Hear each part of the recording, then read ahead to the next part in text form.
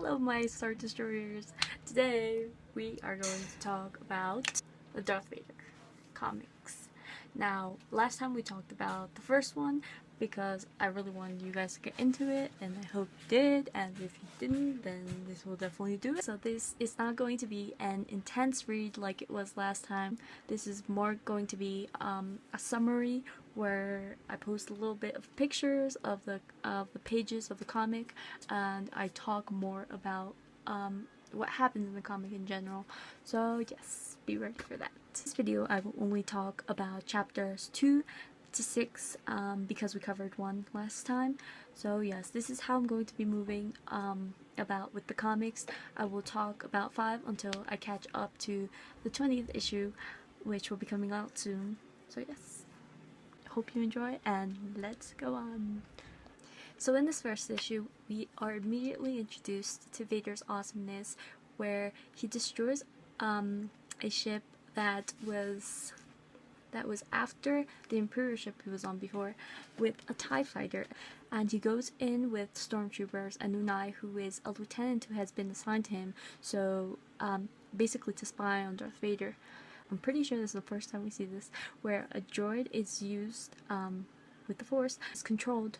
Darth Vader uses the droid to access the control room in the ship, in the pirate ship, and they take over, and before they completely blow it to bits, Darth Vader gets information from the ship that the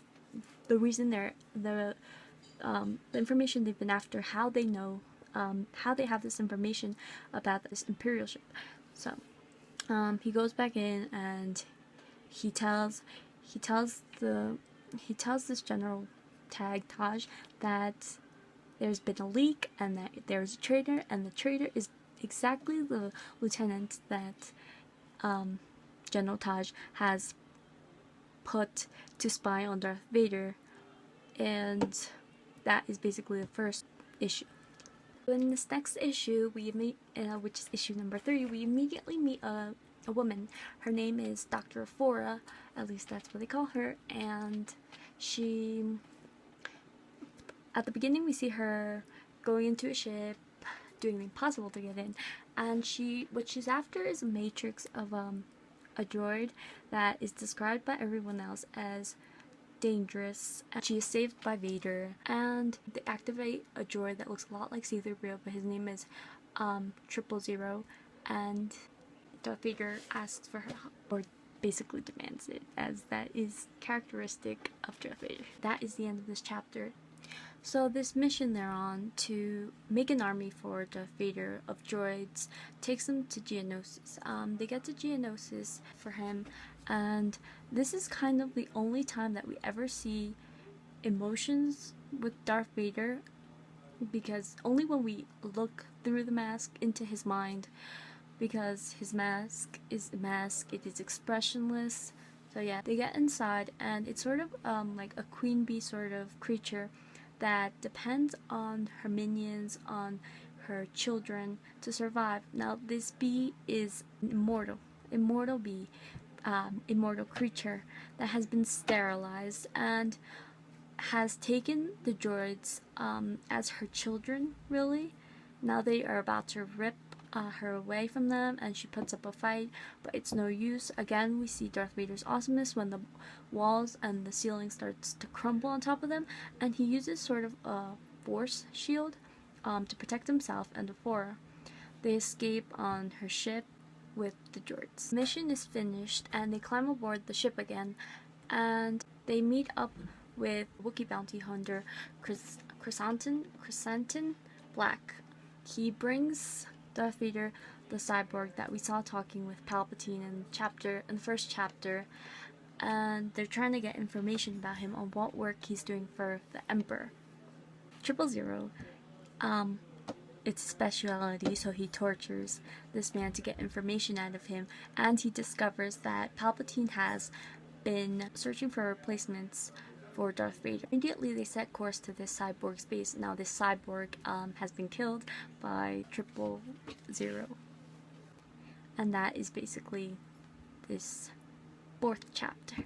Now in this next issue number 5, they set course, and they arrive to a ship slash cyborg of a creature that has been enhanced to once again be a ship.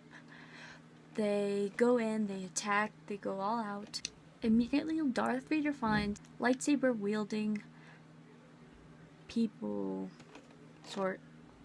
and he notices that they are not force sensitive and that they have absolute no strength, or a very weak strength in the force, because as we know, everyone has the force in them. It's just people who are sensitive to it. So he's about to fight with one of them, and he is told by the Emperor not to kill them, and he has a very long conversation with the Emperor while he fights these cyborgs. And again, he's met up with the cyborg that 000 had killed, and he says that he's not the same cyborg, that he is the one that he killed was the fourth one, and he is the fifth one.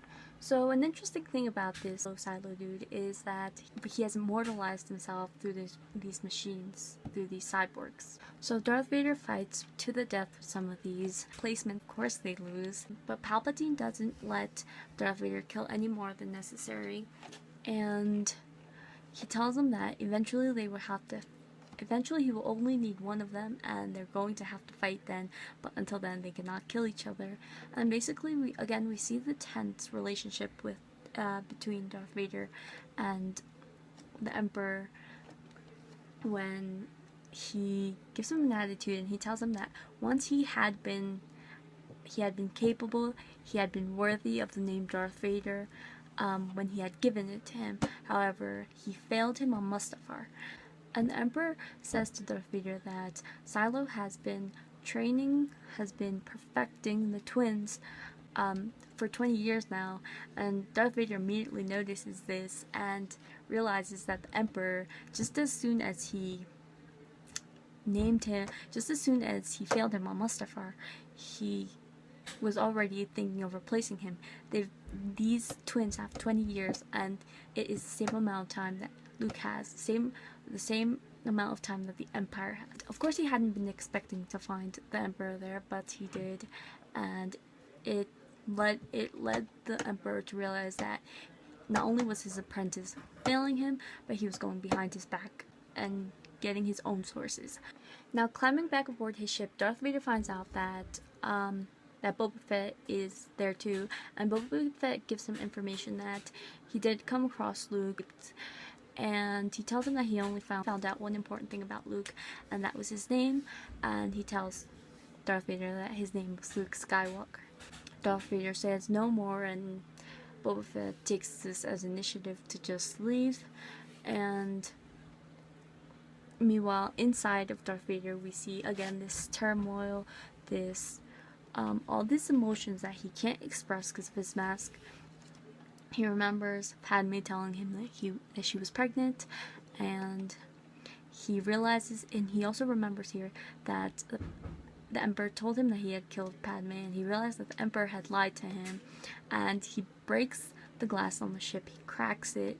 The last scene is, he says, "I have a son." He looks out through the cracked glass, and he says, "He will be mine. It will all be mine." Talking about the galaxy, presumably. And we see here that this is when he realized that he had a son, and that he wanted to make Luke his apprentice. He wanted to get rid of the Emperor with Luke. That was issue number 6. There is up to issue 19, and issue 20 will be coming out soon. There you go. That is it for today, my Star Destroying weapons. If you like this video, give it a thumbs up, subscribe. If you did not like it, again, do not do anything, and we will see each other soon. I will be uploading theories. There will be a new Star Wars book coming out May the 4th, so look out for that. I will be getting deeper into theories, into character developments, into what I wish to see in the next movie, in the future chapters of Darth Vader, future ending of Star Wars, basically.